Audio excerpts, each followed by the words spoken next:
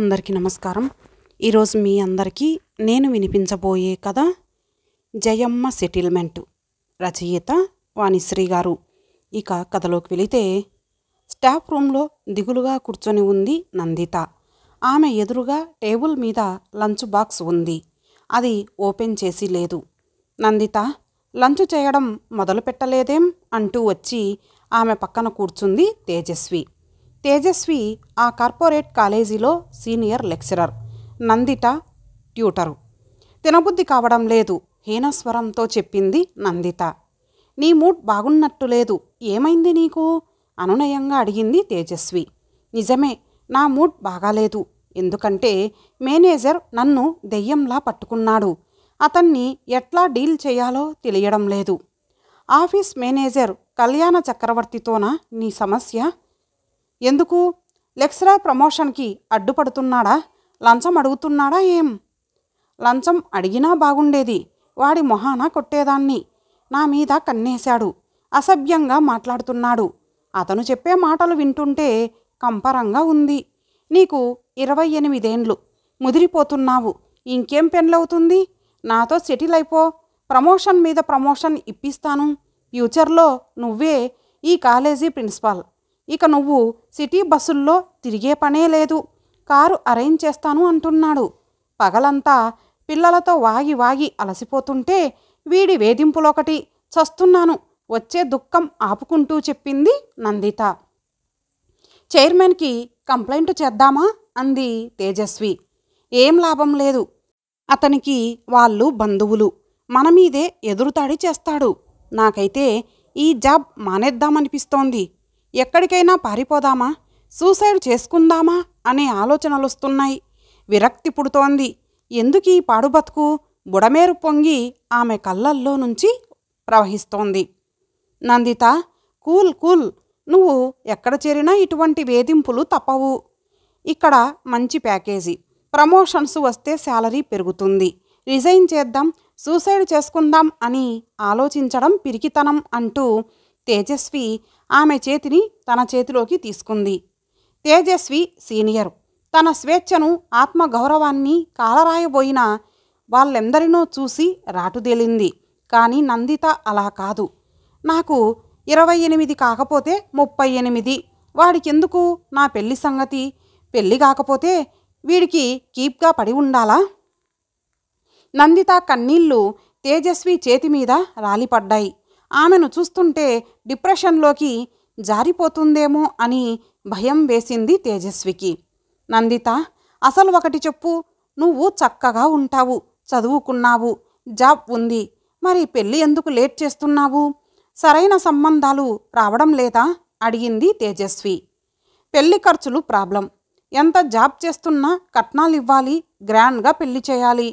నాకు ఫాదర్ లేరు, అమ్మ రిటైర్ అయింది. జాబ్ చేస్తున్నప్పుడు ఆమె అంటే పడని వాళ్ళు అవినీతి కేసులో ఇరికించారు. అది తేలితే కానీ రిటైర్మెంట్ బెనిఫిట్స్ రావు. ఆ డబ్బు రావాలి, నా పెళ్ళి చెయ్యాలి. నందిత కళ్ళల్లో నీళ్లు ఆగడం లేదు. కొంగుతో కన్నీళ్లు తుడుచుకుంటోంది. నువ్వు సమస్యలన్నీ కలిపి చూడకు. నీ పెళ్లి సమస్య వేరు, జాబ్లో ప్రాబ్లం వేరు. రెండు విడివిడిగా డీల్ చేయాలి. లైఫ్ ఇలాగే ఉంటుంది. అంతా బాగా జరిగిపోతున్నదని అనుకున్నంతలో ఏదో ఒక ప్రాబ్లం ఫేస్ చేయాల్సి వస్తుంది. ఓకే, నువ్వు వర్రీ అవకు. జయమ్మ ఆంటీతో మాట్లాడదాం. ఈ మ్యాటర్ని ఆమె సెటిల్ చేస్తుంది. తేజస్వి నందిత మనోవేదనను అర్థం చేసుకుంది. తనకు చేతనైన మాట సాయం చేయాలని నిర్ణయించుకుంది. జయమ్మ ఆంటీ ఎవరు అడిగింది నందిత. కార్పొరేటర్, చాలా పవర్ఫుల్. మాకు బంధువు. తెలివిగా సెటిల్మెంట్ చేస్తుంది. సెటిల్మెంట్ కోసం పొలిటీషియన్స్ దగ్గరికి వెళ్తే పెనం మీద నుంచి పొయ్యిలో పడ్డట్లవుతుందేమో. రిస్క్ ఏమో. పోలీస్ కేసులైతే లేనిపోని ప్రాబ్లమ్స్ ఫేస్ చేయాలేమో. నందితకు లోపలెక్కడో భయం కలిగింది. భయపడకు, పోలీస్ కేసులు అవి ఏం ఉండవు. ఎంతో కొంత రిస్క్ తీసుకోకపోతే ప్రాబ్లం సాల్వ్ కాదు నందిత. షాక్ ట్రీట్మెంట్ ఇవ్వకపోతే కొందరు దారికి రారు. ఇప్పటి వరకు జరిగింది వేరు. నువ్వు ఒంటరిదానివి. ఇక నుంచి నీకు నేనున్నాను. నీకు ఒక అక్కలా సపోర్ట్ చేస్తాను అంటూ ధైర్యం చెప్పింది తేజస్వి. తేజస్వి మాటలు ఆమెలో ఉత్సాహాన్ని నింపాయి. ఎంతో సెక్యూర్డ్గా అనిపించింది. ఇప్పుడు ఆమె కేవలం కొలీగ్గా కాకుండా ఎంతో ఆత్మీయురాలిగా కనిపిస్తోంది. ఆ రోజు ఆదివారం. కళ్యాణ చక్రవర్తి ఇంటి ముందు కారు దిగింది జయమ్మ. కళ్యాణ చక్రవర్తి, అతని తల్లిదండ్రులు, భార్యాపిల్లలు ఆమెను ఆశ్చర్యంగా చూస్తున్నారు. జయమ్మ ఆ ప్రాంతంలో చాలా పాపులర్. చెయ్యెత్తు మనిషి. ఎత్తుకు తగిన లావుతో పట్టుచీర కట్టుకొని సాక్షాత్తు గుళ్ళో నుంచి నడిచొచ్చిన అమ్మోరులా ఉంది. ఒంటి నిండా నగలు, నెత్తిమీద కిరీటం ఒక్కటే తక్కువ. కళ్యాణ చక్రవర్తి తండ్రి నాగవర్ధనరావుతో నేరుగా విషయంలోకి దిగింది. అతని చేతికి నందిత ఫోటో అందించింది. ఈ ఫోటోలోని అమ్మాయి నందిత, ఎంఎస్సి. మీ అబ్బాయి మేనేజర్గా చేస్తున్న కాలేజీలో ట్యూటర్. ప్రమోషన్ వస్తే లెక్చరర్ అవుతుంది. జీతం పెరుగుతుంది. ఈమె తల్లి అనసూయ ఇరిగేషన్ శాఖలో సీనియర్ అసిస్టెంటు, రిటైర్ అయింది. పాపం ఏవో కేసులు సెటిల్ కాకపోవడంతో రిటైర్మెంట్ బెనిఫిట్స్ ఇంకా రాలేదు. జయమ్మ మాటలకు అడ్డొస్తూ, మేడం, ఈ అమ్మాయి గురించి నాకెందుకు చెప్తున్నారు? ఆశ్చర్యంతో ప్రశ్నించాడు నాగవర్ధనరావు. విషయం ఏమిటంటే, నందితను మీ కళ్యాణ చక్రవర్తి ప్రేమిస్తున్నాడు. పెళ్లి చేయాలి కదా, వ్యంగ్య ధోరణిలో అంది జయమ్మ. అంతే, ఆ ఇంట్లో భూకంపం పుట్టింది. పెద్ద షాక్ తిన్నట్టయ్యాడు నాగవర్ధనరావు. మేడం, ఏం చెప్తున్నారు? మా వాడికి పెళ్ళై 10 ఏండ్లయ్యింది. 2 పిల్లలున్నారు. వాడు నందితను ప్రేమించడం ఏమిటి? కలవరపడుతూ చెప్పాడు. మీ వాడికి పెళ్ళయిందని, అతనికి 40 సంవత్సరాలు దాటాయని మాకు తెలుసు. కానీ ఏం చేద్దాం? అతను ఇప్పుడు నందితను ప్రేమిస్తున్నాడు. ఆమె పెళ్ళికి ఓకే అయితే ముందు మీ వాడు భార్యకు విడాకులివ్వాలి. అదొక్కటే మా కండిషన్.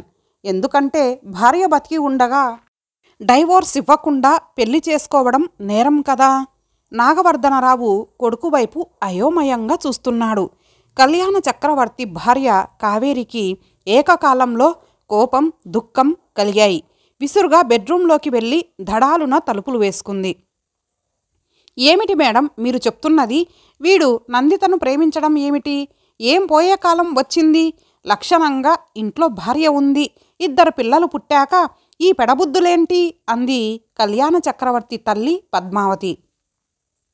ఏరా, మేడం చెప్తున్నదంతా నిజమేనా? ఈ వయసులో నీకు ప్రేమలేమిట్రా? కాలేజీ చైర్మన్ నరసింహారావు మన బంధువు. బాధ్యతగా ఉంటావని నిన్ను మేనేజర్ని చేస్తే ఆడపిల్లల్ని వేధిస్తావు. ఇదంతా ఆయనకు తెలిస్తే ఏమైనా ఉందా? పరువు గంగలో కలుస్తుంది. ఆక్రోశించాడు నాగవర్ధనరావు. కళ్యాణ చక్రవర్తి ముఖం కత్తివేటుకి నెత్తురు చుక్క లేనట్లు తెల్లగా పాలిపోయింది. ముఖానికి పట్టిన చెమటలు తుడుచుకుంటున్నాడు. సార్, కోప్పడకండి. పాపం మీ వాడికి ప్రేమించి పెళ్లి చేసుకోవాలనే కోరిక పుట్టుండొచ్చు. మీరేమో అరేంజ్డ్ మ్యారేజ్ చేశారు. కాపురం చేసి పిల్లల్ని కన్నాడు. కానీ పెళ్ళాం మీద ప్రేమ ఎందుకుంటుంది? ప్రేమరాహిత్యంతో బాధపడుతూ ఇప్పుడు నందితను ప్రేమిస్తున్నాడు. నాటకీయంగా చెప్పింది జయమ్మ. నాన్న, అది అని ఏదో చెప్పబోయాడు కళ్యాణ చక్రవర్తి. రెచ్చిపోయాడు నాగవర్ధనరావు. నా కడుపున చెడబుట్టావని తిట్ల దండకం మొదలుపెట్టాడు. ఆవేశపడకండి సార్. మీరు కొడుక్కి కళ్యాణ చక్రవర్తి అని పేరు పెట్టినందుకైనా ఈపాటికే 3-4 పెళ్ళిళ్ళు చేసి ఉండాల్సింది. ఇప్పటికే ఆలస్యమైంది. ముందు మీ కోడలికి విడాకులిప్పించి పుట్టింటికి పంపేయండి. నందితతో పెళ్లి చేయండి. మీ కొడుకు కోరిక తీర్చడం మీ కర్తవ్యం. జయమ్మ మాటలతో తూటాలు పేలుస్తోంది. ప్లీజ్ మేడం, ఇక ఆపండి. ఈ గొడవ మాకు తెలీదు. మీరు చెప్తుంటే వింటున్నాం అన్నాడు నాగవర్ధనరావు. నేను చెప్తుంటే మీ వాడి వికృత చేష్టలు తెలుస్తున్నాయి మీకు. మీ వాడి వల్ల పాపం నందిత ఎంత మనోవేదనకు గురయిందో అర్థమవుతోందా? సున్నిత మనసు గల ఆడపిల్ల ఆత్మహత్య చేసుకుంటే మీ గతి ఏమయ్యేది? జైలు పాలయ్యేవారు. ఇటువంటి దుర్మార్గుడిని ఏం చేయాలంటారు? అప్పటి వరకు సాఫ్ట్గా వ్యంగ్య ధోరణిలో మాట్లాడిన జయమ్మ స్వరం తీవ్ర రూపం దాల్చింది. సారీ మేడం, మావాడు బుద్ధి తక్కువై ఆమెను వేధించాడు. అందుకు నేను క్షమాపణలు వేడుకుంటున్నాను అన్నాడు నాగవర్ధనరావు. చెంపమీద కొట్టి సారీ అంటే సరిపోతుందా అండి? మేడం, మావాడిది తప్పే. ఇప్పుడు మమ్మల్ని ఏం చేయమంటారు? ఒట్టేసి చెబుతున్నా, నేనున్నా. నందితను వేధించినందుకు క్షమాపణలు చెప్తున్నానని, ఇక ముందు ఆమె జోలికి రానని, ఆమె ప్రమోషన్కి అడ్డుపడనని స్టాంపు పేపర్ మీద రాసి సంతకం పెట్టమనండి జయమ్మ డిక్టేట్ చేసింది. నాగవర్ధనరావు స్టాంపు పేపర్ మీద జయమ్మ చెప్పినట్లు రాయించి సంతకం పెట్టించాడు కొడుకుతో. జయమ్మ సాక్షి సంతకం చేసి ఆ పేపర్ తీసుకుంది. మిస్టర్ కళ్యాణ చక్రవర్తి, నీ భార్య పిల్లల మొహం చూసి మీ నాన్నగారు బ్యాంకు మేనేజర్గా సొసైటీలో మంచి హోదాలో ఉన్నందున మీ పరువు పోకుండా ఇటువంటి సెటిల్మెంటు చేశాను. లేకపోతే మా పద్ధతి వేరేగా ఉండేది. నీ కాలో చెయ్యో పోయి వికలాంగుడివయ్యేవాడివి. ఒంటరి ఆడపిల్లంటే అంత లోకువా నీకు? అధికార మదమా? నందిత ఒంటరి అని ఎవరూ లేరని అనుకోకు, మేమున్నాం. ఆమె మీద ఈగ వాలినా జయమ్మంటే తెలుసుకుంటావు. కోపంతో వార్నింగ్ ఇచ్చింది. మామూలుగానే ఆమె గొంతు కంచులా కంగుమంటుంది. ఇక కోపంతో వచ్చే మాటలు లౌడ్ స్పీకర్లో నుంచి వస్తున్నట్టు రీసౌండు చేస్తున్నాయి. నాగవర్ధనరావు కొడుకు మెడ పట్టుకొని జయమ్మ కాళ్ళ మీద పడేశాడు.